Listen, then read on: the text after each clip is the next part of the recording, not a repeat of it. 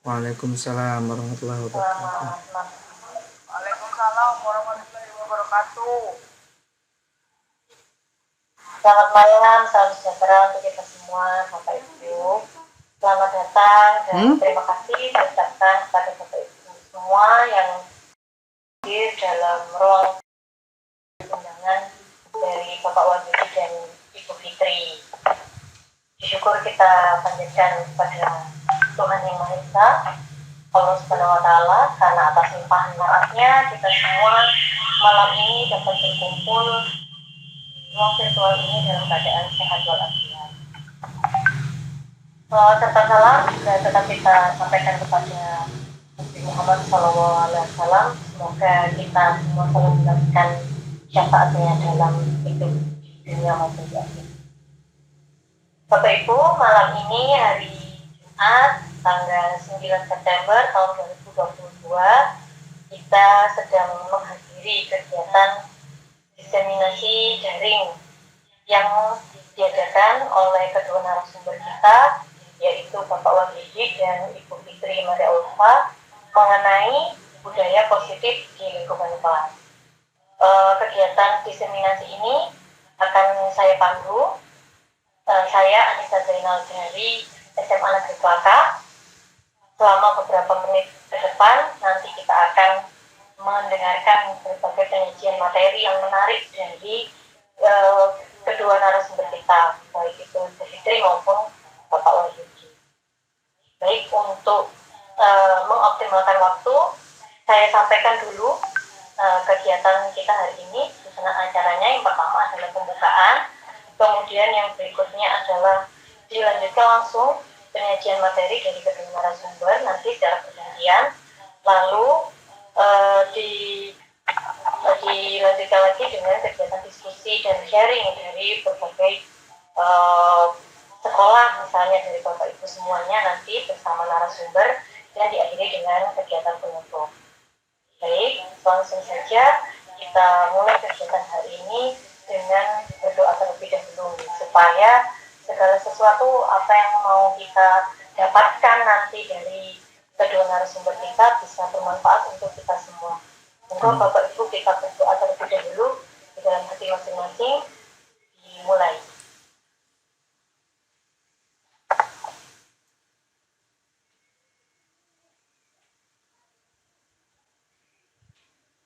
Selesai? Baik, untuk acara yang berikutnya adalah langsung saja penyajian materi dari kedua narasumber kita. Yang pertama dari Bu Fitri, kemudian nanti dilanjutkan dengan penyajian materi dari Pak Wahyu. Nah, sebelumnya saya sampaikan dulu bahwa materi yang akan kita dengarkan dari kedua narasumber ini ada 4. 2 nanti akan disampaikan oleh Ibu Fitri dan yang 2 lainnya akan disampaikan oleh Pak Wahyu.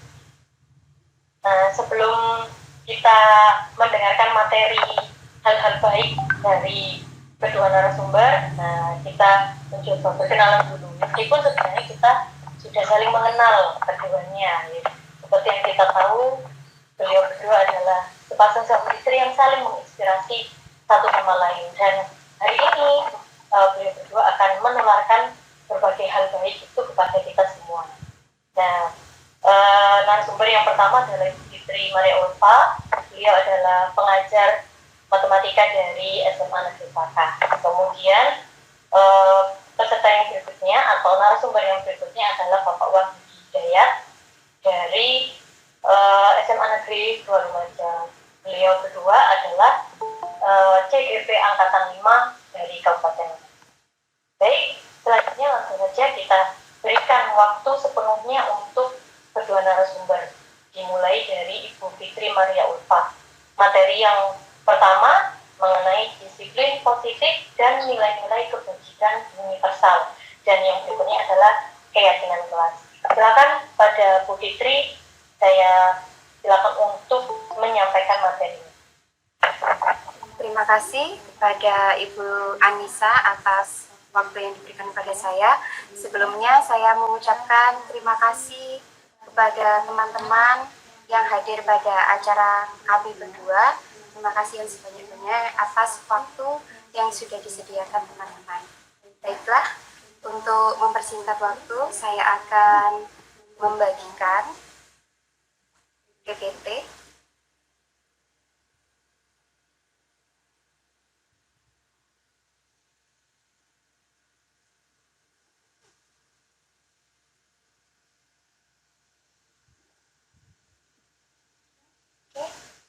Bapak Ibu, kami berdua mengambil judul diseminasi pada malam hari ini, yaitu budaya positif di lingkungan kelas.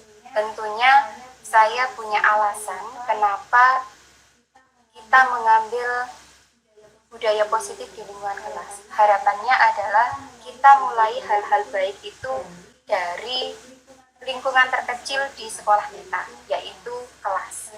Harapannya kalau kelas sudah mempunyai hal baik, budaya positif, maka nanti arahnya adalah kebaikan-kebaikan itu dan budaya-budaya positif itu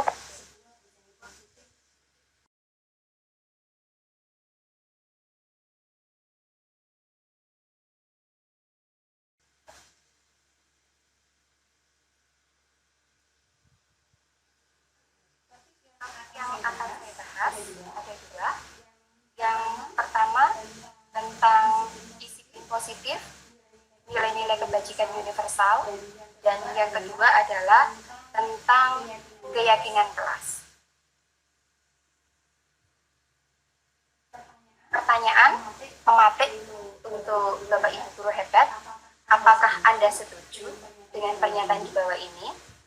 Yang pertama, hukuman dapat mendisiplinkan anak.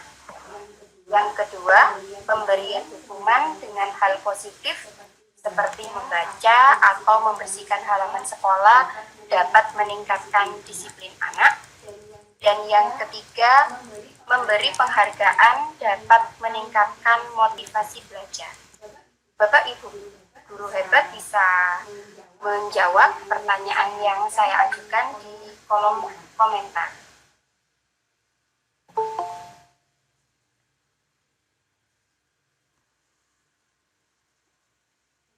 Jadi apakah dengan hukuman itu dapat mendisiplinkan anak? Kemudian yang kedua, apakah dengan memberikan dengan hal hukuman yang positif seperti membaca, membersihkan halaman sekolah dapat meningkatkan disiplin anak? Kemudian yang ketiga, apakah dengan memberikan penghargaan juga dapat meningkatkan motivasi belajar anak? Oke, sini sudah ada Bu Wahyu setuju dengan poin 2 dan 3. Untuk Bapak Ikhwan setuju dengan poin ke-3.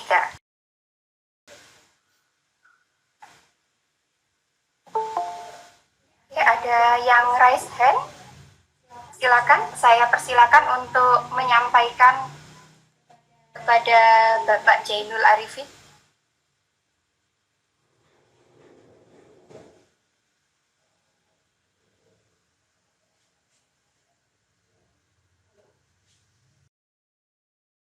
Bapak Jainul Arifin.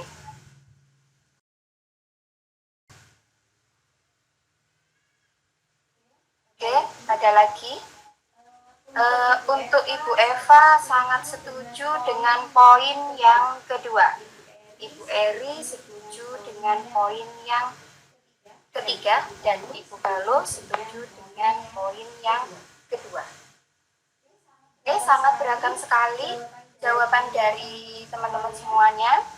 Ada Pak Anies setuju dengan nomor 1, 2, 3 menyesuaikan kondisi yang ada dalam kelas dan kondisi siswa. Bapak Jainul Arifin setuju dengan poin kedua dan ketiga. Baiklah, jadi memang banyak sekali pendapat dari teman-teman semuanya, Bapak Ibu semuanya. Oke, bisa kita lanjutkan, nanti kita bisa dari paparan saya, nanti Bapak Ibu bisa menyimpulkan apakah dari pertanyaan itu ada disiplin positif dan ada nilai-nilai kebaikan yang universal. Oke, saya mulai. Dalam rangka menciptakan lingkungan positif, salah satu strategi yang perlu ditinjau ulang adalah penerapan disiplin di sekolah kita. Pertanyaannya, apakah telah efektif? Yang kedua, apakah masih perlu ditinjau kembali? Dan yang ketiga, apa arti sesungguhnya disiplin itu? Dan apa kaitannya dengan nilai-nilai kebajikan? Kita mulai dari makna disiplin. Disiplin berasal dari bahasa Latin disciplina, yaitu artinya belajar. Makna asal dari kata ini berkonotasi dengan disiplin diri dari murid-murid Socrates dan Plato.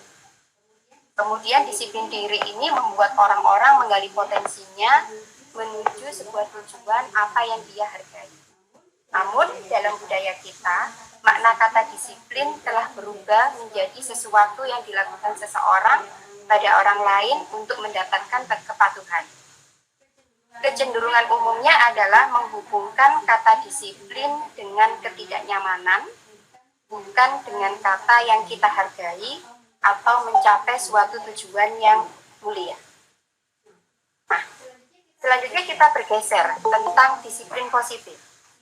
Disiplin positif ini merupakan suatu cara penerapan disiplin tanpa kekerasan, tanpa ancaman, yang dalam prakteknya melibatkan komunikasi tentang perilaku yang efektif antara guru dan murid. Dalam penerapan disiplin positif ini, murid-murid diajarkan untuk memahami konsekuensi dari perilaku mereka. Selain itu, disiplin positif juga mengajarkan murid tanggung jawab serta rasa hormat dalam berinteraksi dengan lingkungannya. Jadi, disiplin positif merupakan salah satu cara penerapan disiplin yang bertujuan untuk menumbuhkan kesadaran murid-murid atau anak-anak yang mempunyai disiplin diri, sehingga mereka bisa berperilaku dengan mengacu pada nilai-nilai kebajikan universal dan memiliki motivasi intrinsik bukan ekstrinsik. Nah, selanjutnya, apa itu nilai-nilai kebajikan universal? Nilai-nilai kebajikan adalah sifat positif manusia yang merupakan tujuan mulia yang ingin dicapai setiap individu. Nilai-nilai tersebut bersifat universal dan lintas bahasa, suku bangsa, agama, maupun latar belakang. Setiap perilaku atau perbuatan memiliki suatu tujuan. Kemudian dengan mengaitkan nilai-nilai kebajikan yang diyakini seseorang, maka motivasi intrinsiknya akan terbangun, sehingga menggerakkan motivasi dari dalam untuk dapat mencapai tujuan mulia yang diinginkan. Nilai-nilai kebajikan yang dicapai oleh setiap anak Indonesia kita kenal dengan profil pelajar Pancasila. Kita sudah tahu semua apa isi dari profil belajar Pancasila. Yang pertama, beriman, bertakwa kepada Tuhan Yang Maha Esa. Yang kedua, mandiri, bernalar kritis, berkebinekaan global, bergotong royong, dan kreatif. Ada 3 teori motivasi perilaku manusia. Jadi ada 3 motivasi perilaku manusia. Yang pertama, untuk menghindari ketidaknyamanan atau hukuman. Biasanya orang tersebut akan bertanya, apa yang akan terjadi apabila saya tidak melakukannya? Nah, ini termasuk motivasi eksternal. Yang kedua, untuk mendapatkan imbalan dari orang lain atau institusi. Biasanya orang tersebut akan bertanya, apa yang saya dapatkan apabila saya melakukannya? Ini juga termasuk motivasi eksternal.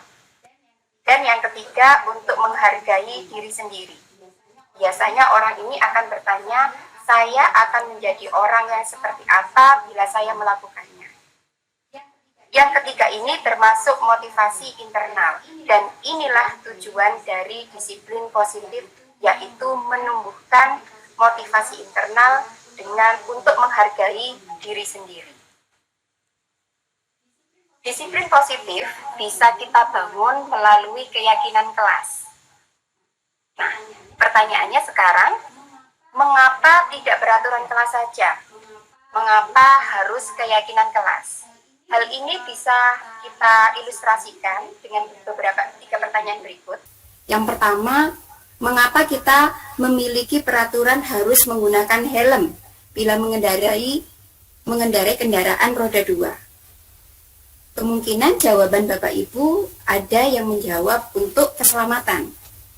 Yang kedua, mengapa kita memiliki peraturan 3M, menggunakan masker, mencuci tangan, dan menjaga jarak 1,5 meter? Kemungkinan Bapak Ibu dalam hati ada yang menjawab pastinya untuk kesehatan. Dan yang ketiga, mengapa kita memiliki peraturan harus datang tepat waktu pada saat mengikuti pelatihan? Nah, kemungkinan jawaban dari Bapak Ibu seperti nilai kesehatan, keselamatan, inilah yang disebut sebagai keyakinan. Dan ini nanti yang kita bangun pada diri murid-murid kita.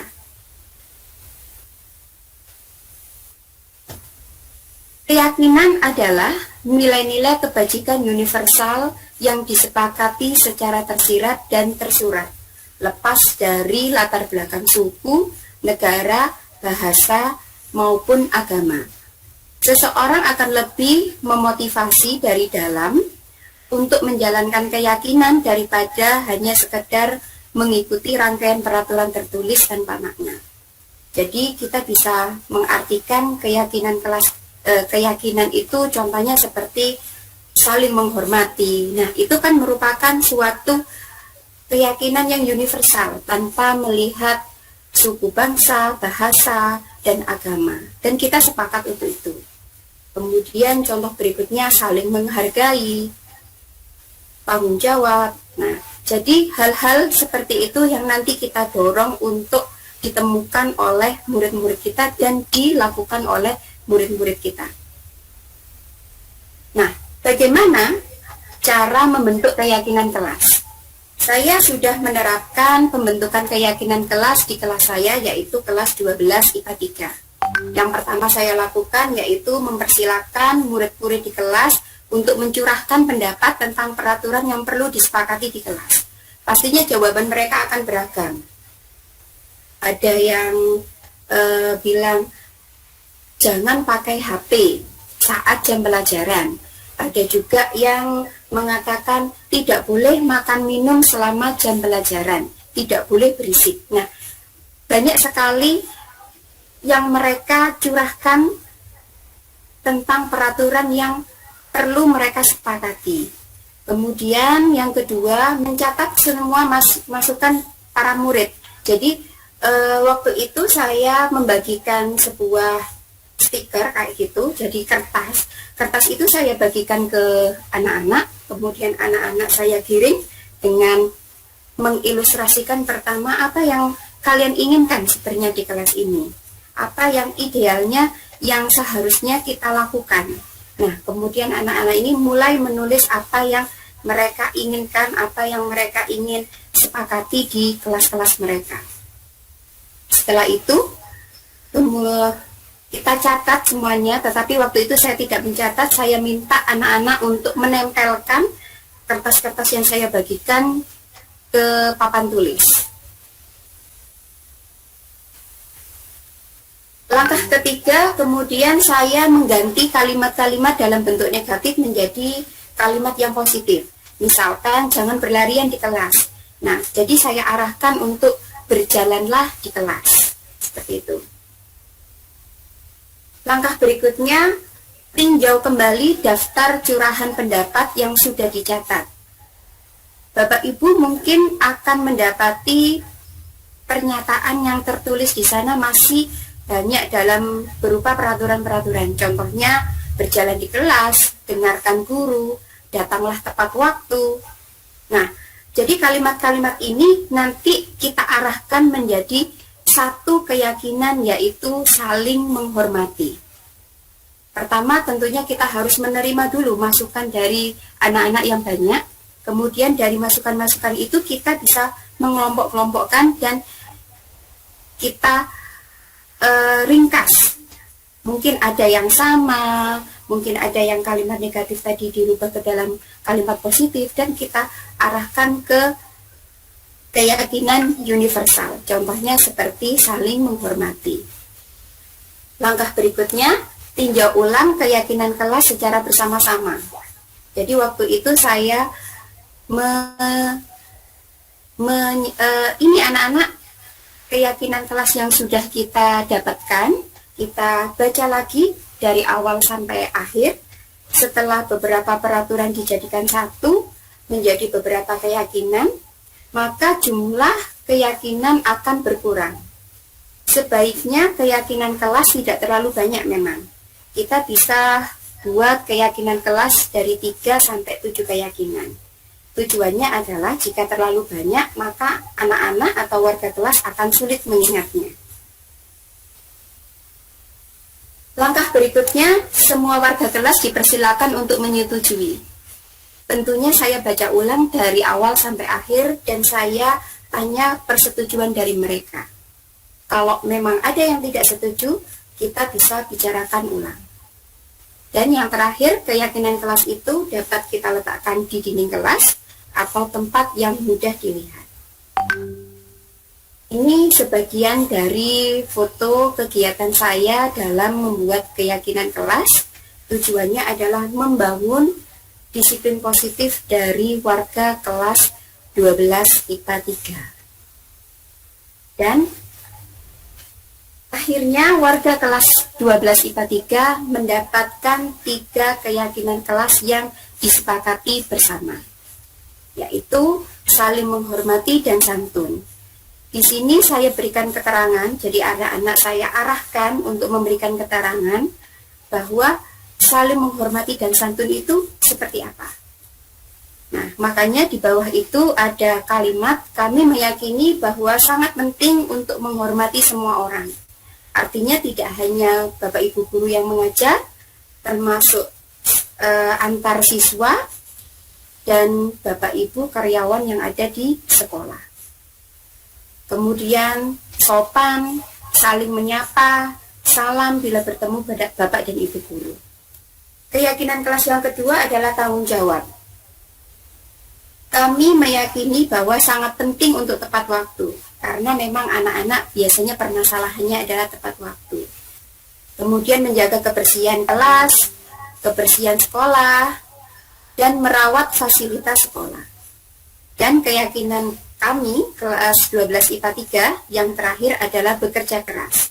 Kami meyakini sangat penting untuk giat belajar. Dari hal yang saya sampaikan, yang saya paparkan, bisa saya simpulkan menjadi sebuah diagram lingkaran seperti ini. Pertama, kita mulai dari peraturan kelas. Peraturan kelas itu kita ringkas menjadi sebuah keyakinan kelas. Yang keyakinan kelas ini mempunyai nilai-nilai keyakinan yang universal. Harapannya dengan kelas yang mempunyai keyakinan kelas, maka akan terbentuk lingkungan yang positif di kelas itu. Jika lingkungan positif di kelas-kelas ini sudah terbentuk, harapannya adalah sekolah punya budaya yang positif. Demikian paparan dari saya. Saya sampaikan terima kasih. Wassalamualaikum warahmatullahi wabarakatuh. Waalaikumsalam warahmatullahi wabarakatuh. Terima kasih Bu Fitri atas paparan materi mengenai disiplin positif dan nilai-nilai kebajikan universal serta keyakinan kelas. Kemudian dari berbagai hal yang disampaikan tadi diperoleh hasil berupa diagram lingkaran yang sudah dibuat Bu Fitri mengenai budaya positif, yang kemudian diperoleh lagi lingkungan yang positif, kemudian semakin mengerucut lagi yaitu adanya keyakinan kelas yang akhirnya bisa membentuk peraturan kelas. Kemudian materi yang berikutnya langsung saja disampaikan oleh Bapak Wahyudi. Tapi sebelum saya berikan kesempatan kepada narasumber yang berikutnya, saya sampaikan selamat datang dulu kepada Bapak Kepala SMA Negeri Kelatah, Bapak Jatmiko Wahyudi. Terima kasih sudah hadir Bapak barangkali nanti misalnya bisa memberikan masukan kepada beliau berdua, sangat diharapkan partisipasinya seandainya bisa menyambungkan suara, karena tadi disampaikan ada kegiatan di dekat rumah, tapi tidak apa-apa melihat situasi dan kondisi nanti. Baik, untuk mengoptimalkan waktu, saya sampaikan pada Bapak Wahyudi, saya persilakan untuk menyajikan materi yang berikutnya. Bapak Wahyudi akan menyampaikan materi mengenai 5 posisi kontrol dan mengenai segitiga restitusi. Kepada beliau saya persilahkan. Baik, terima kasih Ibu Anissa sebagai moderator pada acara diseminasi daring kami berdua malam ini. Assalamualaikum warahmatullahi wabarakatuh. Waalaikumsalam. Selamat malam Bapak Ibu, dan saya ucapkan terima kasih kepada Bapak Ibu guru semuanya yang telah menyempatkan waktu untuk hadir dalam diseminasi daring kami. Kebetulan kami ini adalah sama-sama guru matematika. Bu Fitri adalah guru matematika di SMA Kelaka, dan saya Wahyudi Hidayat, guru matematika di SMA 2 Lumajang. Kebetulan kami adalah suami istri yang alhamdulillah mengikuti program guru penggerak angkatan 5 di Kabupaten Lumajang. Saya ucapkan terima kasih kepada Bapak Jatmiko yang telah berkenan hadir pada Vikon malam ini. Terima kasih kepada Bapak Ibu yang berasal dari sekolah yang beragam. Ada Bapak Ibu yang berasal dari Bondowoso, ada Bapak Adi di sini, ada Ibu Yuni yang dari Kediri, dan ada dari Sidoarjo juga. Terima kasih kembali saya ucapkan. Semoga acara kami ini bisa memberikan manfaat kepada Bapak Ibu semuanya, karena tugas kami sebagai calon guru penggerak atau peserta pendidikan guru penggerak diberi tugas untuk berbagi pengalaman positif kepada Bapak Ibu guru semuanya. Harapannya nanti apa yang kami dapat bisa Bapak Ibu manfaatkan, hal-hal yang baik yang bisa diterapkan di sekolah masing-masing. Mohon izin untuk saya sharing presentasi yang akan saya sampaikan.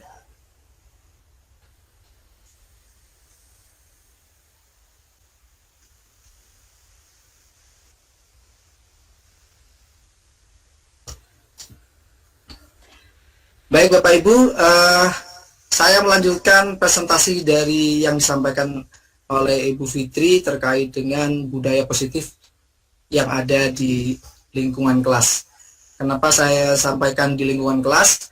Karena budaya positif ini jika di lingkungan kelas bisa terlaksana dengan baik, maka insya Allah akan menjadi budaya positif yang ada di lingkungan sekolah. Bahkan budaya-budaya positif ini juga bisa kita terapkan di lingkungan rumah terhadap anak-anak kita yang ada di rumah.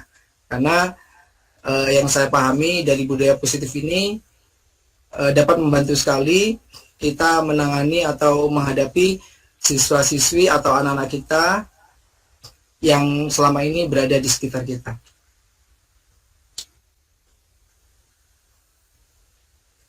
Nah, seperti yang disampaikan Ibu Anissa, saya akan melanjutkan dengan materi 5 posisi kontrol dan segitiga restitusi yang bisa kita terapkan di sekolah. Yang pertama, apa sebenarnya sih 5 posisi kontrol ini? Menurut Dean Goosen menyampaikan bahwa guru perlu meninjau kembali penerapan disiplin di dalam ruang kelas, apakah telah efektif, sudah berpusat pada murid, apakah sudah memerdekakan mereka dan memandirikan mereka. Bagaimana dan mengapa itu dilakukan? Nah, dari riset yang dilakukan oleh Dean Goosen dengan rekan-rekannya berkesimpulan bahwa ada 5 posisi kontrol yang bisa diterapkan oleh seorang guru, oleh orang tua juga di rumah, ataupun oleh atasan. Nah, 5 posisi kontrol yang dimaksud adalah terdiri dari yang pertama adalah Posisi yang pertama disebut posisi penghukum. Yang kedua adalah posisi pembuat merasa bersalah.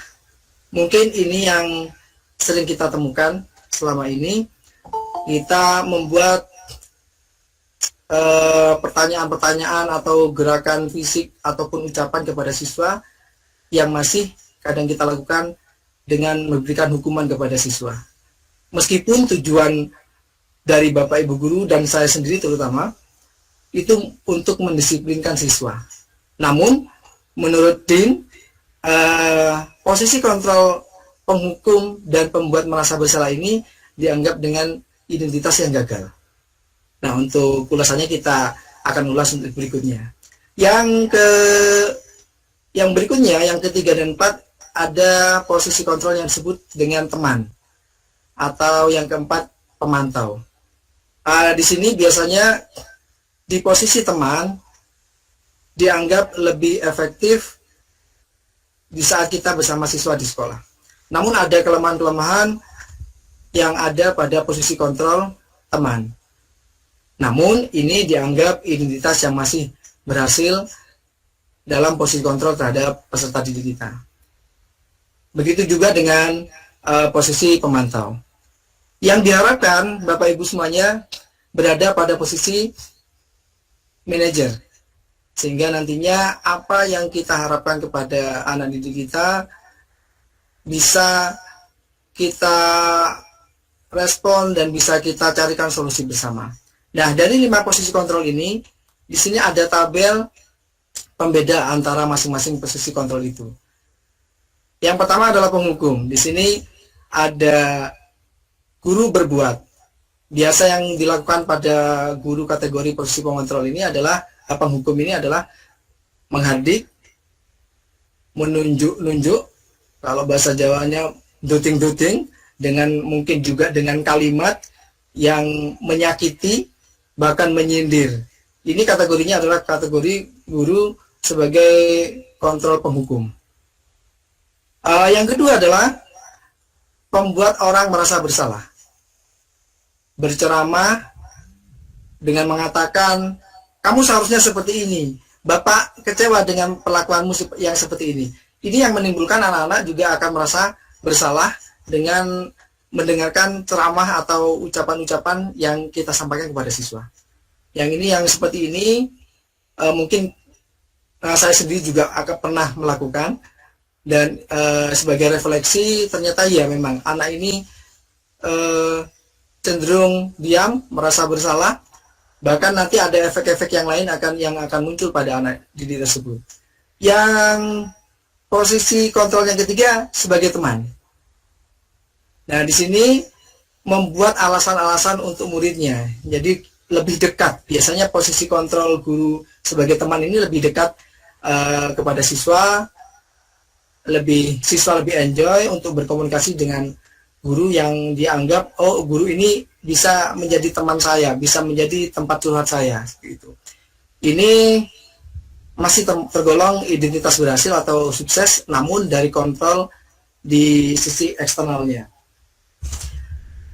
Yang berikutnya adalah posisi pemantau. Nah, di sini ada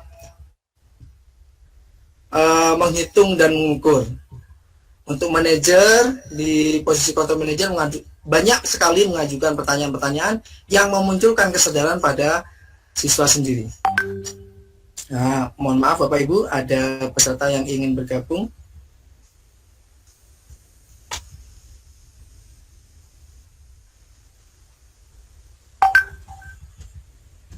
Baik, saya lanjutkan. Ada beberapa kata yang juga sering disampaikan oleh guru pada posisi penghukum. Kalau salah satunya seperti contoh pada tabel ini, kalau kamu tidak bisa melakukannya, awas ya, rasakan. Jadi penuh dengan ancaman. Ini mungkin tujuan Bapak Ibu guru baik untuk mendisiplinkan anak, apalagi dengan siswa kita yang beragam. Ada siswa yang terutama di kodrat alamnya sendiri-sendiri, karena setiap sekolah kulturnya berbeda-beda. Tentu penanganannya juga berbeda-beda. harapannya juga tidak berada pada posisi kontrol yang pertama dan yang kedua. Kita lebih arahnya ke posisi kontrol yang ketiga, 4, dan 5. Karena hasil yang diperoleh pada posisi kontrol guru sebagai penghukum, siswa nantinya akan memberontak, cenderung akan memberontak dan menyalahkan orang lain, dan cenderung mereka nantinya akan sering berbohong. Begitu juga dengan posisi kontrol yang kedua, membuat orang yang merasa bersalah, karena sering dengan ceramah yang kita sampaikan yang membuat mereka, anak didik kita, merasa bersalah, cenderung mereka tidak akan jujur untuk menyampaikan apa yang sebenarnya terjadi. Namun pada posisi kontrol yang ketiga sebagai teman, sisi negatifnya adalah mereka akan ketergantungan kepada bapak atau ibu guru yang merasa membuat nyaman sebagai teman untuk dirinya. Dia akan ada ketergantungan karena merasa nyaman, merasa terlindungi oleh guru tersebut yang merasa yang berada pada posisi teman ini. Pada posisi pemantau, anak-anak cenderung nurut bahasanya jika diawasi oleh guru tersebut. Ini di posisi pemantau. Dia akan menyesuaikan diri, mungkin merasa sungkan atau merasa tidak nyaman jika melakukan hal-hal yang tidak diinginkan jika berhadapan dengan guru yang berada pada posisi pemantau. Namun, pada posisi guru pada posisi manajer, ini berusaha untuk menguatkan pribadi peserta didik kita dengan pertanyaan-pertanyaan yang meyakinkan murid kita ini untuk sadar dengan apa yang sudah dia lakukan dan selalu menanyakan apa solusi yang bisa siswa tersebut lakukan. Dengan bantuan guru di posisi manajer ini, peserta didik atau siswa kita digali kemampuannya untuk menguatkan pribadi mereka sendiri, untuk menghargai dirinya sendiri, untuk tahu apa yang harus saya lakukan jika saya melakukan permasalahan yang ada di sekolah ataupun di rumah. Nah, dampak-dampaknya banyak sekali di sini. Untuk salah satunya untuk yang posisi penghukum, dampaknya siswa tersebut akan mengulangi kesalahan yang sama. Nah, ini pernah saya jumpai anak-anak yang biasanya, kalau yang anak SMA biasanya merokok atau waktu sholat Jumat tidak melakukan sholat Jumat. Ada kadang siswa kita ini nyeletuk, alah paling nanti disuruh buat surat pernyataan, paling tidak diapa-apa no. Nah, kadang ada siswa yang nyeletuk seperti itu. Karena mungkin di satu sisi siswa ini juga sering berhadapan dengan bapak ibu guru yang berada di posisi kontrol penghukum. Jadi mungkin sudah terlalu sering sehingga dia selalu mengulangi kesalahan yang sama karena mereka menganggap biasa, paling disanksi seperti ini, toh nanti saya sekolah lagi. Karena ada memang siswa yang punya tipe karakter yang seperti itu.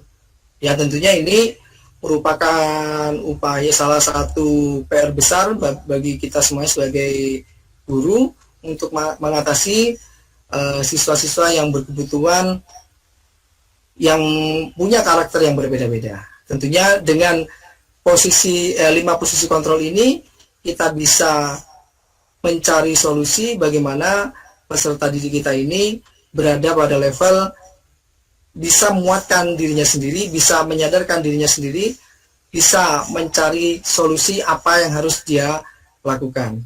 Karena harapannya peserta didik kita ini tidak lemah, bisa mandiri, tidak tergantung pada orang lain, dan harapannya siswa ini bisa mengevaluasi diri tanpa kita harus menjadi guru yang berada pada posisi kontrol penghukum ataupun membuat orang merasa bersalah. Nah, hal-hal ini yang tidak kita harapkan menjadi karakter yang tidak baik pada peserta didik kita.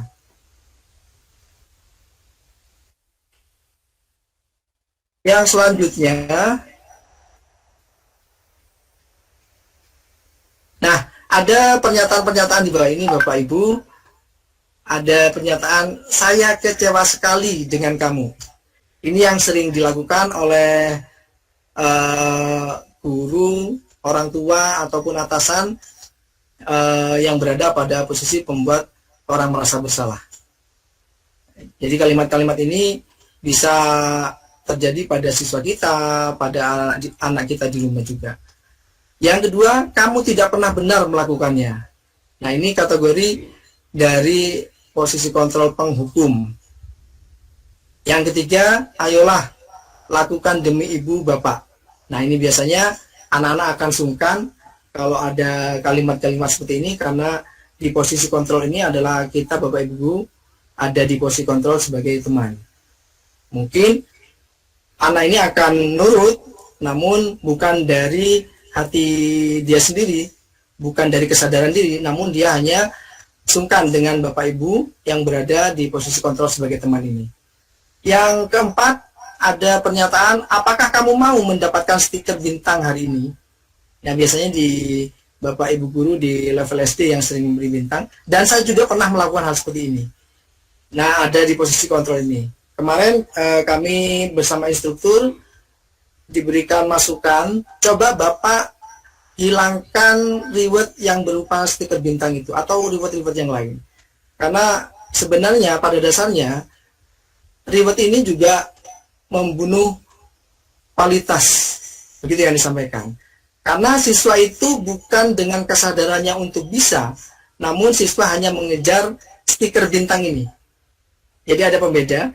Jika siswa selalu diberi penghargaan, contoh seperti stiker bintang ini, maka siswa akan mengejar stiker bintang itu hanya untuk mendapatkan penghargaan, bukan untuk dia ingin bisa atau dia mau menguasai konsep-konsep atau pembelajaran yang disampaikan oleh Bapak Ibu.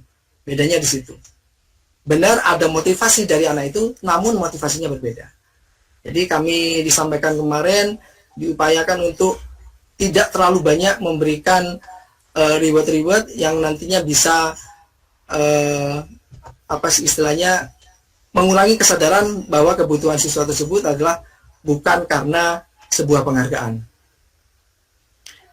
Ada yang kalimat bagus di sini yang berikutnya, bagaimana kamu bisa menyelesaikan masalah ini? Ini ada di posisi control manager, karena ini memberikan pemantik untuk peserta didik untuk memikirkan bagaimana menyelesaikan masalah yang dihadapi.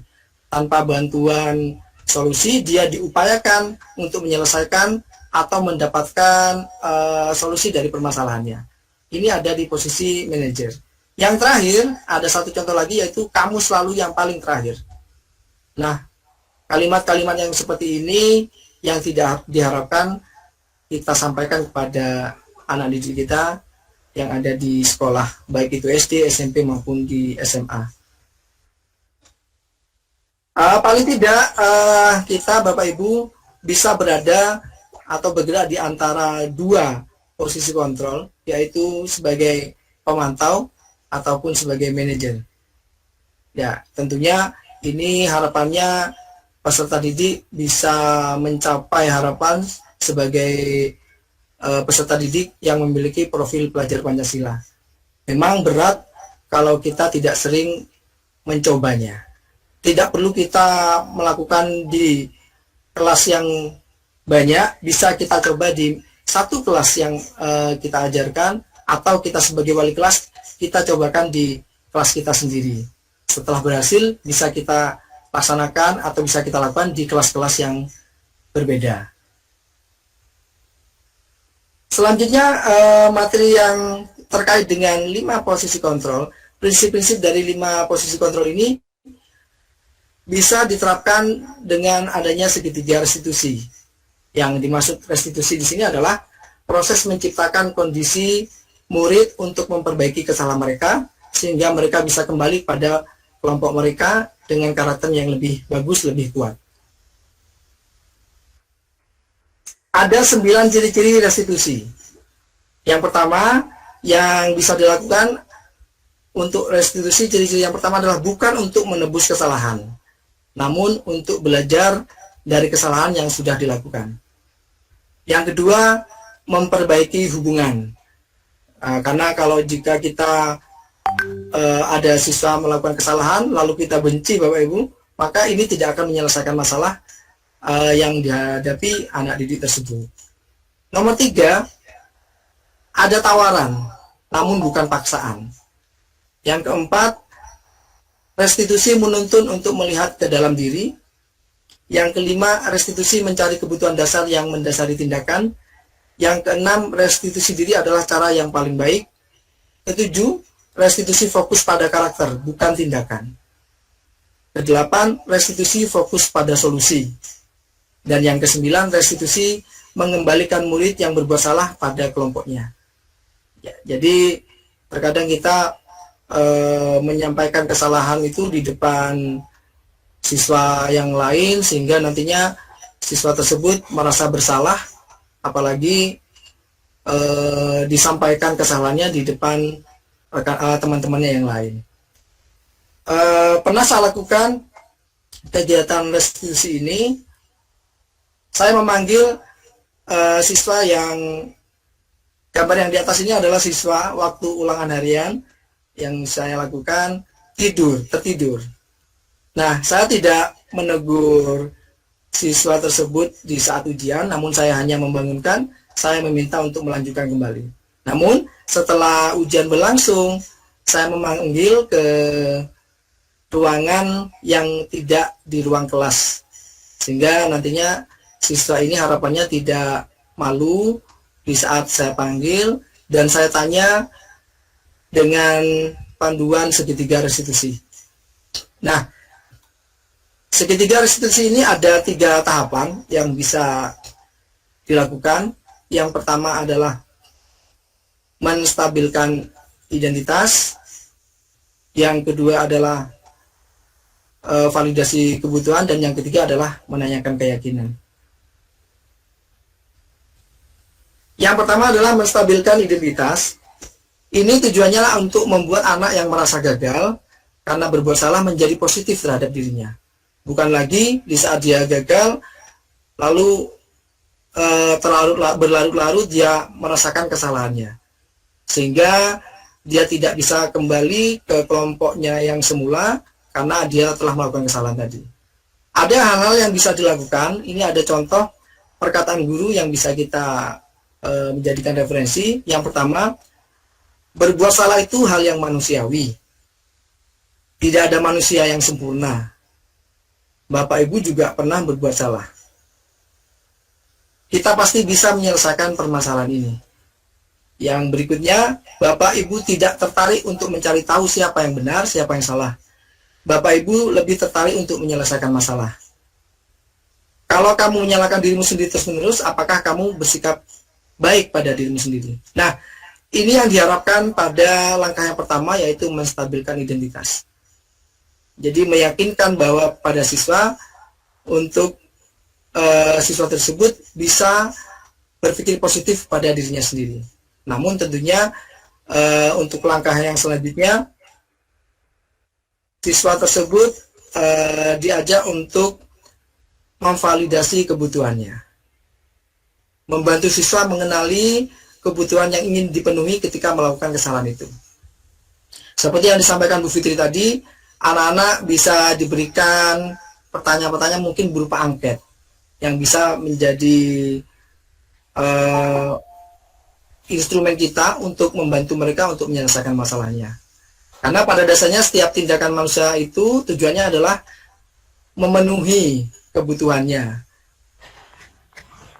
Ada juga referensi di sini untuk kalimat-kalimat yang bisa Bapak Ibu gunakan di saat melakukan validasi kebutuhan. Kamu bisa saja kan melakukan hal yang lebih buruk, tapi kamu tidak melakukannya. Yang kedua, kamu pasti punya alasan mengapa melakukannya.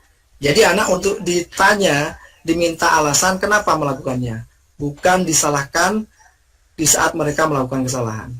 Yang ketiga, apa yang penting bagi kamu? Yang keempat, kamu boleh tetap berusaha menjaga sikap itu, tapi tambahkan sikap yang lain, atau sikap yang baru yang lebih positif. Berikutnya, ada pertanyaan, maukah kamu belajar cara lain untuk mendapat yang kamu butuhkan tanpa harus memukul? Yang berikutnya, apakah kamu bisa melakukan dengan lebih baik besok lagi? Tahap yang berikutnya adalah menanyakan keyakinannya. Jadi anak setelah melihat kesalahannya dihubungkan dengan norma sosial atau aturan-aturan yang mendasari manusia berinteraksi dengan orang lain. Jadi siswa itu bisa kita tanya apa nilai yang kita percaya di kelas atau di sekolah kita.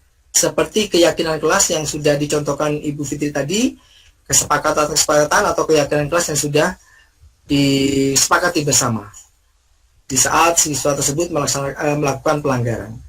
Yang kedua, nilai universal apa yang telah kita sepakati. Lalu bisa ditanyakan, kelas yang ideal itu seperti apa? Kamu ingin menjadi anak seperti apa? Apa yang kamu rasakan ketika kamu melakukan itu? Kamu menjadi orang yang seperti apa? Jadi pertanyaan-pertanyaan ini tidak menghukum siswa, namun mengajak siswa untuk introspeksi diri atas kesalahan-kesalahan yang telah mereka lakukan. Karena pada dasarnya anak itu jika diajak komunikasi dengan baik, maka mereka akan menyampaikan hal-hal yang menurut mereka bisa disampaikan dengan baik dan mencari solusi yang terbaik. Tentunya dengan bantuan Bapak Ibu guru. Nah, Bapak Ibu, dari apa yang saya sampaikan tadi, ada refleksi untuk diri kita sendiri. Ada 4 pertanyaan yang nanti saya minta Bapak Ibu untuk diisikan pada Padre. Saya share linknya dulu. Nanti di sini pertanyaan-pertanyaan nanti akan saya dokumentasikan sebagai bukti bahwa pelaksanaan diseminasi ini disaksikan atau dihadiri oleh Bapak Ibu semuanya.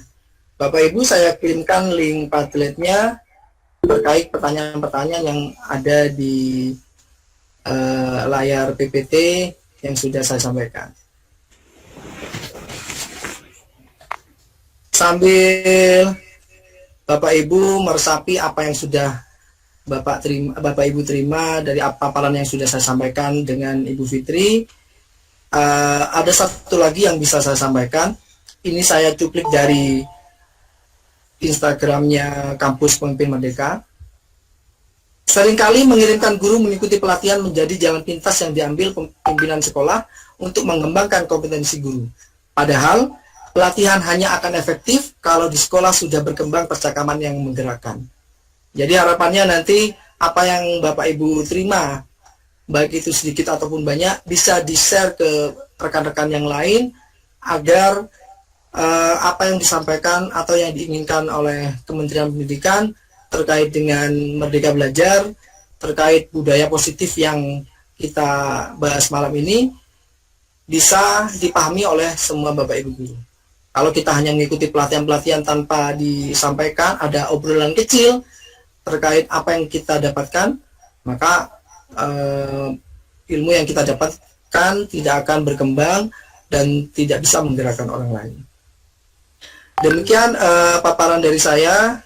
Saya kembalikan ke Bu Anissa untuk melanjutkan, mungkin ada sesi diskusi atau penyampaian hal-hal positif yang sudah Bapak Ibu alami di sekolah. Terima kasih dari saya. Assalamualaikum warahmatullahi wabarakatuh. Waalaikumsalam warahmatullahi wabarakatuh. Terima kasih Bapak Wahyudi dan Bu Fitri tadi sudah menyampaikan materi mengenai bagaimana kegiatan menerapkan budaya-budaya positif dimulai dari lingkungan kelas. Kemudian barangkali sebelum saya mulai sesi diskusi, barangkali ada yang baru bergabung, Bapak Ibu, saya ulas lagi materi apa yang tadi disampaikan oleh Bu Fitri dan Pak Wahyudi. Jadi yang disampaikan adalah mengenai berbagai disiplin positif untuk menemukan nilai-nilai kebajikan dalam kelas, kemudian juga bagaimana membentuk keyakinan kelas yang dimulai dari guru pengajar dengan siswa. Yang berikutnya disampaikan mengenai 5 posisi kontrol dari Pak Wahyudi dan juga mengenai segitiga restitusi yang bisa kita terapkan dalam mengajar di dalam kelas. Kemudian seperti yang kita tahu bahwa beliau berdua adalah guru matematika nih, jadi ternyata pada saat menyampaikan materi beliau berdua tidak pernah meninggalkan sisi matematikanya. Jadi tadi di penampilan poin dari Bu Fitri ditampilkan ada diagram lingkaran mengenai budaya positif, sedangkan Pak Wahyudi menyampaikan mengenai segitiga restitusi. Nah, ternyata dari kedua tampilan tersebut cukup mudah kita pahami karena seperti ringkas menyampaikan. Nah, barangkali Bapak Ibu di sini rekan-rekan ada yang ingin menyampaikan saran, kritikan, kemudian diskusi atau sharing tentang hal-hal baik yang pernah dilakukan oleh Bapak Ibu di sekolah dimulai dari lingkungan kelas. Monggo saya persilakan, barangkali ada yang mau memberikan tanggapan, bisa menyampaikan nama dan juga asal sekolahnya. Monggo Bapak Ibu. Barangkali ada, kita lihat dulu. Monggo. Ada yang mau bertanya, monggo bisa menghidupkan mikrofonnya, kemudian sambil bertanya, silakan. Pak Joko, Bu Anissa, mungkin Ya, menjelaskan. monggo Pak Joko menyampaikan saran, kritik, apapun. Saya persilakan. Terima kasih moderator dan pemateri. Mohon izin Pak Wahyudi, Bu Fitri, saya Joko dari SMA 1 Lumajang. Di sekolah saya itu menerapkan sistem poin pelanggaran dan poin prestasi, Bapak Ibu. Nah, berkaitan dengan materi yang tadi Panjenengan sudah sampaikan, ada pertanyaan sebenarnya yang ingin saya ajukan. Setelah diterapkan selama 1 tahun itu, tingkat kedisiplinan siswa itu cenderung meningkat. Tingkat kedisiplinannya meningkat, namun kami masih belum mengetahui apakah itu hasil kesadaran atau mereka melakukan kedisiplinan itu dalam rasa ketakutan gitu. Mohon saran agar kesadaran disiplin positif dari siswa-siswa kami itu muncul minimal dalam skala kelas, terlebih dalam skala institusi. Terima kasih Pak Wahyudi dan Bu Fitri. Baik, terima kasih. Tadi yang disampaikan oleh Pak Joko, pertanyaan mengenai di sekolah beliau ada sistem poin pelanggaran dan poin prestasi. Kemudian beliau menanyakan apakah sistem poin tersebut bisa meningkatkan kesadaran atau sebenarnya hanya meningkatkan ketakutan mereka untuk tidak melaksanakan. Monggo silakan bisa langsung ditanggapi saja, nanti kita lanjutkan ke pertanyaan berikutnya. Monggo bisa Pak Wahyudi atau Bu Fitri yang mau menjawab.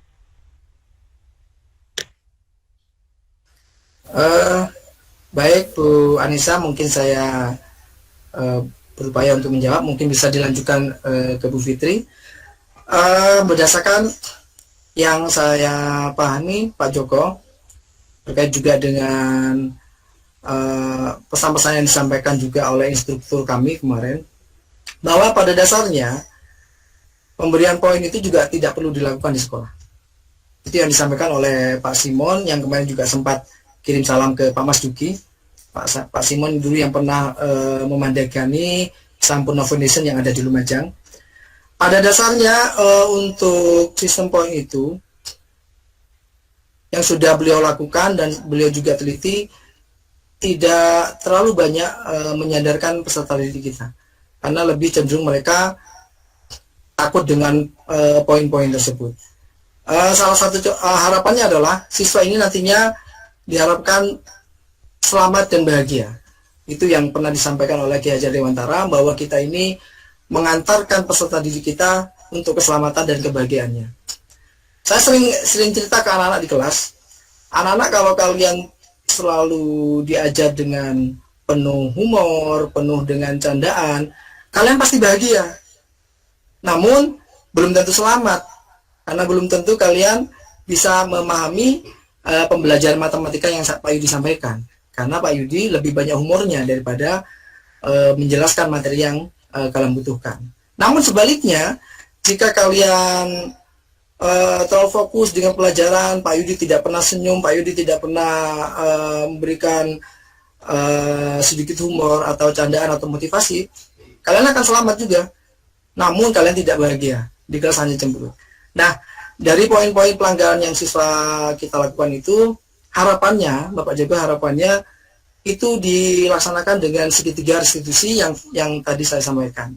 Memang kondisinya memang berat karena harus membutuhkan banyak tenaga untuk melakukan kegiatan segitiga restitusi tersebut.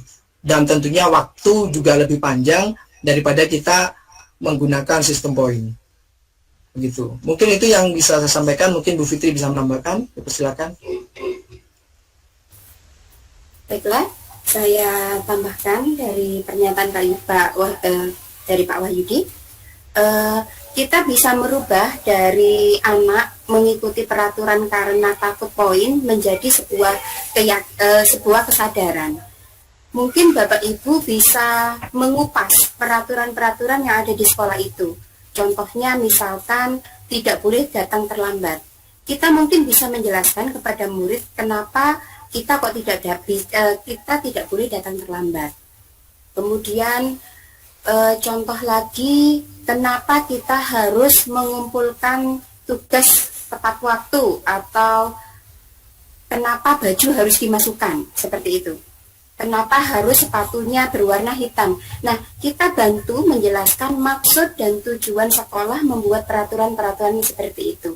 Sehingga diharapkan anak-anak ini bisa mengerti, oh ternyata sekolah saya meminta saya untuk bersepatu warna hitam itu agar saya sederhana, tidak neko-neko.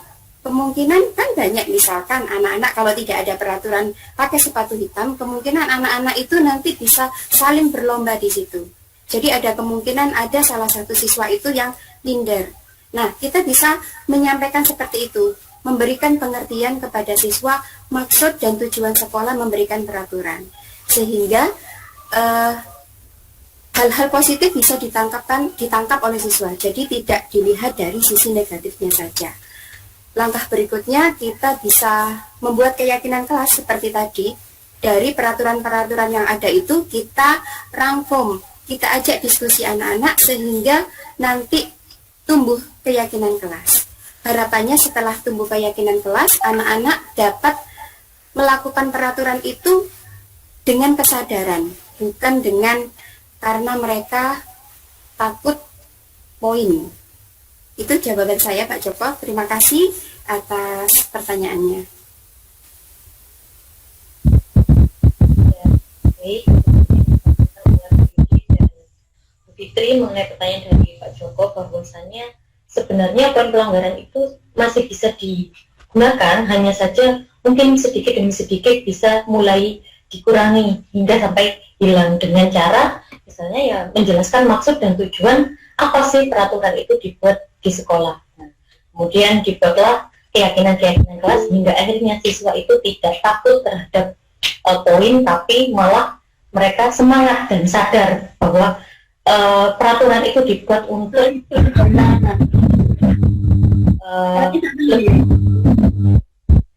Bu Yuni, barangkali ada yang mau tanyakan? Sebelum ini di kolom komentar ada dari Ibu Yuni, Ibu dari nanti monggo disampaikan ya pertanyaan yang disampaikan oleh Ibu Wiwin kepada kedua narasumber kita, yaitu apa saja sih sebenarnya kendala yang dialami oleh Bapak Ibu ketika menyampaikan kegiatan-kegiatan disiplin positif ini di awal. Kemudian bagaimana respon awal siswa itu hingga akhirnya mereka sepakat dengan Bu Fitri atau Pak Wahyudi mengenai kegiatan-kegiatan atau peraturan yang dibuat di kelas. Monggo kepada Pak Wahyudi atau Bu Fitri untuk menjawab.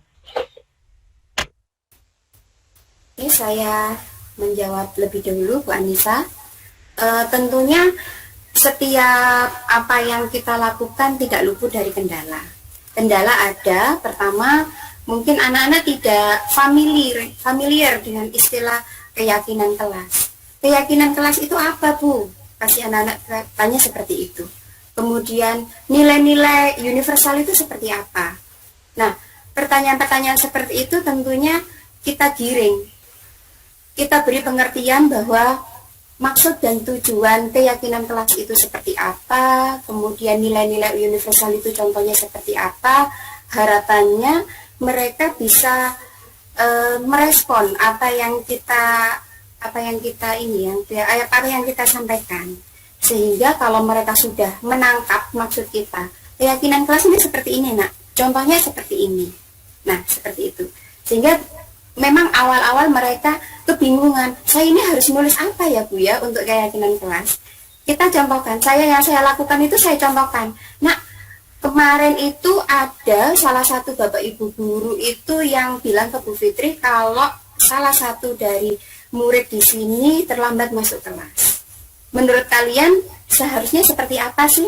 Nah, saya pancing-pancing dengan pertanyaan seperti itu. Akhirnya mereka merespon dan paham dari maksud dan tujuan itu, dan sehingga mereka dapat membuat keyakinan kelas bersama yang disepakati oleh satu kelas. Demikian, Bu Anissa.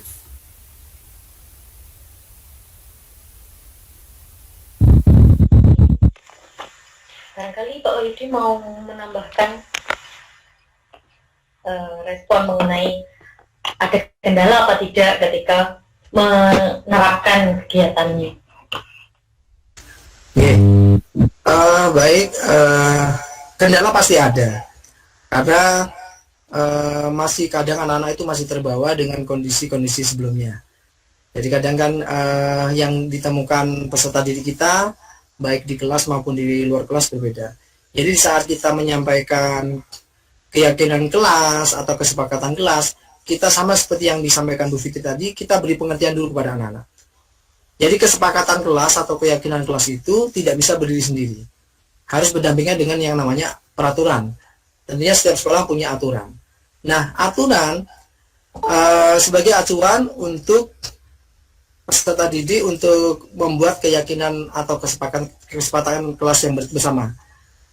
Karena kesepakatan kelas tanpa adanya aturan, maka banyak kesepakatan-kesepakatan yang siswa sendiri inginkan. Contoh, saya contohkan begini ke anak-anak. Nah, kalau kesepakatan kelas yang kalian buat tidak melihat atau tidak mengacu pada aturan, maka kalian akan membuat kesepakatan bisa menggunakan HP di saat pembelajaran. Sedangkan di aturan ada pembatasan penggunaan HP. Nah, jadi dari aturan itu, maka siswa akan membuat kesepakatan kelas yang sesuai dengan aturan. Misalkan dibiarkan tanpa melihat aturan, kesepakatan kelas anak-anak pasti beda-beda. Ada yang bilang, Pak, jangan terlalu banyak tugas, Pak, jangan terlalu belajarnya ini jangan terlalu ketat, masa anggap saja tidak boleh, Pak. Nah, itu pernah yang disampaikan murid saya menyampaikan bahwa belajar matematikanya seperti robot, Pak, masa anggap saja tidak boleh. Ada yang sampai seperti itu. Jadi perlu kita tekankan atau sampaikan aturan-aturan yang ada digabungkan dengan keyakinan atau kesepakatan kelas yang dibentuk bersama di kelas tersebut. Mungkin itu Bu Anissa yang bisa saya sampaikan. Baik, terima kasih Bu Fitri dan Pak Yudi, bahwa kendala pasti ada ya, tapi namanya proses, semuanya pasti bisa dilalui dengan cara menjelaskan berbagai hal yang bisa dimengerti oleh siswa kita. Kemudian mulai diterapkan sedikit demi sedikit hingga akhirnya mereka mengerti maksud dan tujuan apa sih dibentuk kebijakan-kebijakan ini hingga membentuk disiplin positif pada siswa. Oke, barangkali yang lain ada yang memberikan saran, tanya, juga boleh memberikan sharing-sharing positif yang pernah dilakukan di sekolah panjenengan semuanya. Mungkin tadi Bu Wahyu mengangkat tangan atau siapa yang lainnya? Pak Anis, Bapak Anis atau siapa saja, monggo. Ibu atau Bapak ini ya, Hafid Alfu ini, monggo. Ya Pak Ibu, silakan. Ya, Assalamualaikum warahmatullahi wabarakatuh. Itu nama anak saya, belum saya ganti. Terima kasih Fitri, Pak Wahyudi. Eh, Setelah saya mendengarkan menyimak presentasi dari Bapak Wahyudi dan Bu Fitri tadi, banyak membuka pikiran saya ya. Walah, ternyata yang selama ini saya lakukan itu kurang tepat gitu. Kurang tepat. Jadi saya banyak belajar. Nanti saya akan belajar lagi sama Bu Fitri di sekolah. Saya mungkin bisa berbagi sharing yang pernah saya lakukan di kelas saya. Saya mengajar PJOK di SMA Negeri Kelaka. Saya pernah membuat kesepakatan kelas yang dimana anak-anak itu menuliskan keinginannya, bagaimana sih enaknya kalau di pelajaran PJOK itu. Jadi mereka menulisnya di papan secara bergantian. Nah, tapi tetap ada patokannya adalah yang seperti Pak Wahyudi katakan tadi, berdampingan dengan peraturan sekolah. Jadi tidak semua yang diinginkan oleh anak-anak itu bisa dilakukan. Nah, kalau yang menurut Bu Fitri jelaskan tadi, kesepakatan itu tidak perlu banyak, hanya sedikit saja, yang penting sudah memenuhi semuanya. Nah, mungkin yang saya lakukan selama ini di kelas itu sekitar sampai 9 poin. Nah, itu yang mungkin menyebabkan anak-anak di kelas itu lupa dengan kesepakatannya. Dan mungkin juga bisa saja kesepakatan itu bisa ditempel atau seperti apa ya. Jadi setiap saat anak ini bisa melihat, oh saya pernah punya kesepakatan seperti ini. Jadi contoh tidak terlambat di pelajaran. Kalau misalnya setiap hari membaca itu di kelas, di depan kelas, tidak terlambat, mungkin itu bisa membantu anak itu untuk, wah aku nggak boleh terlambat masuk kelas. Nah, yang saya lakukan selama ini hanya menuliskan dan hanya membuat kesepakatan. Anak-anak hanya menuliskan di papan dan menyampaikan kesepakatannya mereka. Tapi tidak secara langsung ini loh kesepakatan kita seperti ini. Jadi hanya sekali itu saja. Jadi besok-besoknya udah lupa. Nah, saya mau minta saran pada Pak Wahyudi atau Bu Fitri, bagaimana caranya anak-anak itu biar nggak lupa dengan kesepakatannya mereka, selain mengurangi jumlah poin kesepakatannya. Itu yang pertama. Yang kedua, di sekolah kami dulu pernah menerapkan poin kepada siswa yang melanggar. Namun sistem poin itu sekarang tidak diberlakukan, jadi tidak dipampang. Poinmu sudah 50, tidak. Jadi misalnya ada anak yang melanggar peraturan, anak itu panggil wali kelas.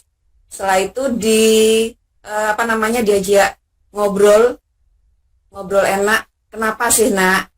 Maumu apa? Pinginnya apa? Tapi setelah itu diulangi kembali kesalahan yang sama. Dipanggil lagi. Bagaimana nak? Kok diulangi lagi? Setelah itu berjanji lagi untuk tidak mengulangi lagi. Ketiga kali begitu lagi. Nah, ini hampir rata-rata anak yang dipanggil seperti itu mengulangi kesalahan yang sama. Nah, apakah pertanyaan yang pola pendekatan saya atau kami di sekolah itu yang salah atau bagaimana? Mungkin nanti saya diberikan masukan bagaimana caranya untuk menyampaikan agar mereka tidak akan mengulangi kembali. Jadi ada triknya. Mungkin itu saja. Terima kasih. Assalamualaikum warahmatullahi wabarakatuh. Waalaikumsalam warahmatullahi wabarakatuh. Baik, terima kasih Bu Lisa. Sebelum ditanggapi, saya sampaikan dulu yang tadi disampaikan. Sebenarnya ada dua hal, tapi dari dua hal itu intinya adalah bagaimana jika siswa itu mengulangi atau lupa terhadap kesepakatan yang sudah dibuat atau pelanggaran yang sudah disepakati, misalnya tidak akan dilakukan, tapi besoknya sudah dilakukan lagi atau melanggar lagi. Jadi silakan ditanggapi Bu Fitri dan Pak Yudi, tapi mungkin ini tanggapan terakhir nggih, karena kita juga terbatas waktu. Nanti setelah ditanggapi oleh kedua narasumber kita selesaikan. Baik, monggo silakan Pak Wahyudi atau Bu Fitri duluan yang menanggapi. Oke, terima kasih Bu Lisa atas sharingnya. Mungkin nanti ada tambahan Bu Anissa. Jadi yang ditanyakan Bu Lisa yang pertama itu sudah membuat kesepakatan kelas, terus bagaimana cara agar anak-anak ini mengingatnya. Nah, yang saya lakukan itu kesepakatan itu pertama saya buat profil di grup kelas. Jadi harapannya anak-anak itu kan suka buka HP, kemudian saya juga aktif dalam grup kelas untuk memberikan informasi atau hanya sekedar menyapa. Nah, harapannya itu yang pertama dari HP-nya mereka lihat, dan yang kedua bisa ditempel di dinding. Jadi di kelas ini memang lagi merancang bagaimana menampilkan keyakinan kelas yang menarik di dinding, tetapi anak-anak di grup dan di kelas sudah tahu poin-poin dari kesepakatan kelas atau keyakinan kelas, maksudnya keyakinan kelas yang mereka yakini. Dan misal ada anak yang melanggar, contohnya kemarin ada anak yang datang terlambat, berarti kan melanggar keyakinan menghormati tepat waktu, ya. Nah, itu saya ingatkan memang bisa. Jadi anak-anak ini memang tidak bisa dengan keyakinan kelas serta-merta langsung jadi baik seperti itu, tidak akan mungkin. Jadi kita sebagai guru memang harus sering-sering mengingatkan mereka. Di awal-awal itu saya bilang, Bu Fitri yakin nak, hati kalian itu tidak terbuat dari batu. Dan Bu Fitri yakin bahwa kalian ini bisa dikasih tahu, bisa diajak ngomong, bisa tahu apa yang baik, apa yang buruk. Jadi saya pastikan memantapkan seperti yang disampaikan Pak Yudi tadi, identitas diri. Jadi saya mantapkan identitas diri mereka. Kalau memang masih mengulangi, ya Bu Fitri tidak akan lelah-lelah mengingatkan kalian sampai kalian ingat terus apa yang kita yakini. Seperti itu Bu Lisa.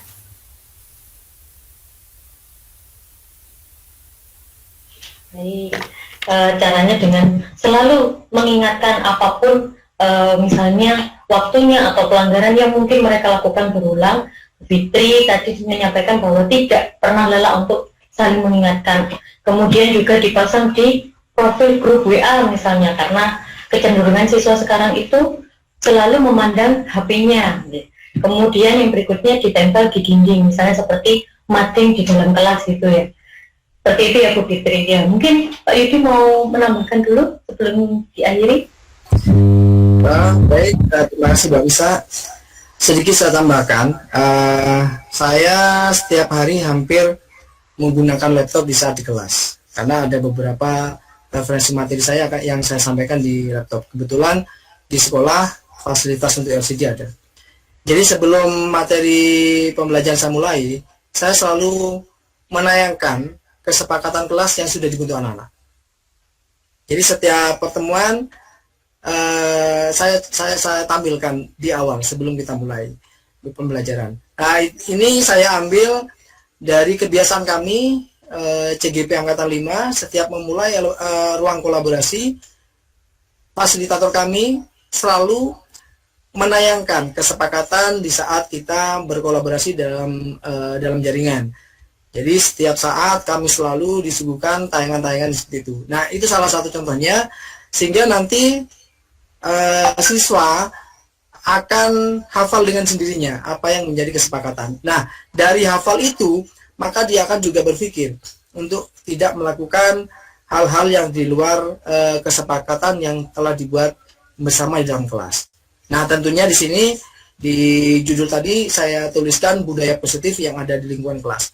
Nah, harapannya nanti di saat penerapan di lingkungan sekolah, maka perlu kerjasama dengan pihak-pihak terkait seperti kesiswaan ataupun termasuk kebijakan-kebijakan yang diambil oleh sekolah untuk menentukan solusi jika siswa tersebut sering melakukan pelanggaran yang berulang-ulang. Tentunya dengan upaya restitusi yang tadi sudah disampaikan. Terima kasih Bu Anissa. Baik, Bu Fitri dan Pak Wahyudi, dan semua teman-teman, rekan-rekan, Bapak Ibu yang sudah hadir dalam di seminar virtual ini. Sebelum kita selesaikan kegiatan hari ini, bahwa segala sesuatu yang kita berikan kepada siswa dalam hal positif, ya, pembiasaan positif, kita bisa membentuk membantu siswa untuk membentuk identitas seperti yang tadi disampaikan oleh Pak Wahyudi mengenai posisi kontrol, bagaimana kita bisa memposisikan diri kita sebagai manajer, nah, untuk memberikan berbagai respon dan solusi atas hal yang dialami siswa, kemudian juga membuat kesepakatan dan seterusnya yang hingga akhirnya nanti bisa membentuk kontrol diri siswa dan kita sendiri dalam kelas agar memiliki kesadaran untuk memiliki budaya positif. Baik Bapak Ibu dan rekan-rekan semua, segala sesuatu yang disampaikan tadi barangkali ada yang terselip, ada yang terlupa, nah, bisa nanti disampaikan secara pribadi melalui narahubung yang sudah tertera di undangan yang diberikan kepada Bapak Ibu, menghubungi kedua narasumber dengan bertanya atau sharing secara langsung dengan beliau berdua, barangkali ada sesuatu yang masih menjadi ganjalan. Kemudian untuk kegiatan hari ini, karena waktunya sudah menunjukkan hampir 8:30 ya, pukul 8:30, jadi kita akhiri dulu. Karena tadi kita awali dengan berdoa, maka kita juga harus mengakhirinya dengan berdoa. Semoga segala sesuatu dapatkan dari kegiatan diseminasi daring yang diadakan oleh kedua narasumber kita, Bapak Wahyudi dan Fitri. Semoga bisa bermanfaat untuk kita semua, memberikan nilai positif untuk diterapkan di kelas. Baik, menurut keyakinan kita masing-masing, dipersilakan.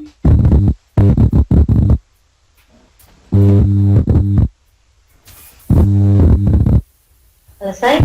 Baik, terima kasih Bapak Ibu semuanya, rekan-rekan. Anissa, minta sesi foto sebentar dengan teman-teman. Silakan foto. Bapak Ibu mohon dihidupkan dulu kameranya semua dan bergaya. Monggo Bu Fitri, apa mungkin ada gaya tangan atau apa, bagaimana? Boleh. Nah, itu Bu Ika sudah memberikan gaya. Boleh pakai terus. Oke, bebas ya berarti. Oke. Oke.